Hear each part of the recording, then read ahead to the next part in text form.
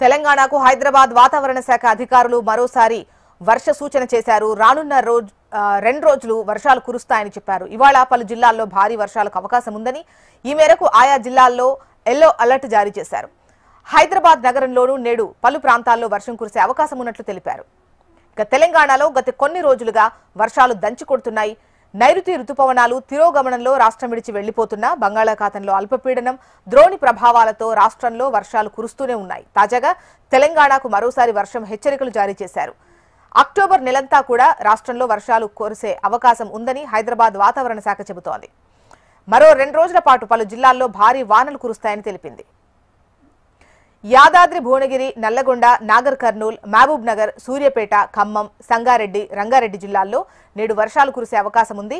ఈ జిల్లాల్లో ఉరుములు మెరుపులతో పాటు తీవ్ర వడగాలులు వీచే అవకాశం ఉందని వాతావరణ శాఖ తెలిపింది. రానున్న 2 రోజులు ఈ జిల్లాల్లో వానలకు ఛాన్స్ ఉన్నట్లు తెలిపారు. ఇక గడిచిన 3 రోజులుగా హైదరాబాద్ను భారీ వర్షాలు ముంచెత్తుతున్నాయి.